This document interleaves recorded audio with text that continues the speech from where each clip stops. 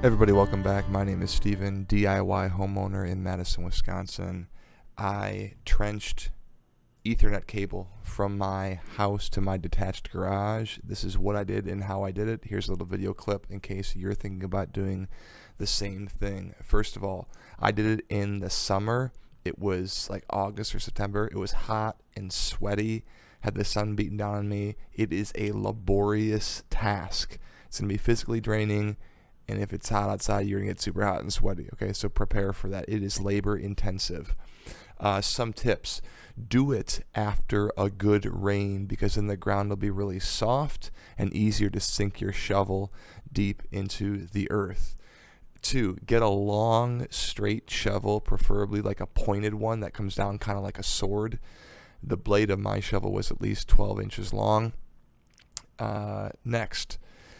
If you're going to lay one cable, might as well lay 2 or 3. I laid 2 cables just in case one of them goes bad or there's an issue. I can use the second one, but do not just do it and lay a single cable. That's a total waste. I'd lay 2 or 3 or 4 if it's all the same. Ethernet cable is super cheap. The hard part is opening up the earth, digging down. That's the hard part. So once you got that done, put as much as you can in there, cover it back up, and leave it. Next tip, when you do it, it might also be a good idea to do grading at the same time. So if the earth is pitched toward your house, you don't want that. You want rain to come down the house and then to go out and away from the foundation. So if you're going to be doing any grading around the house, use that time to also trench for Ethernet at the same time. Next, for penetrations that are going into the residence or into the garage, make sure you seal those with a spray foam or a caulk or something.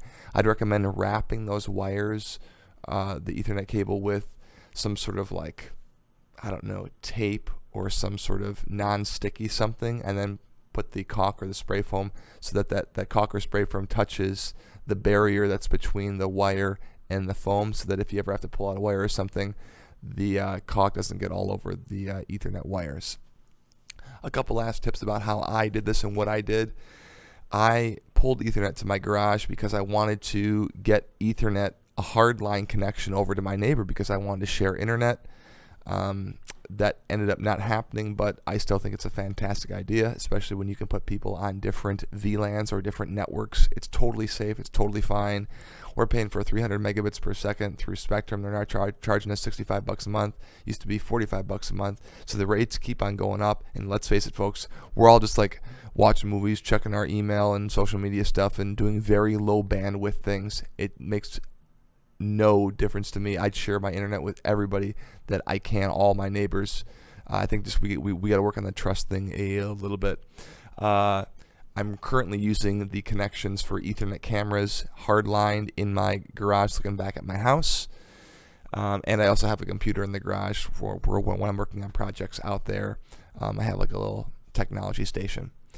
I did not rent a trencher because those things are pretty expensive, plus they're heavy and you got to pay to get them up to your house, or you got to rent a truck to get them up there. So I was like, screw this, I'm just going to start trenching this by hand.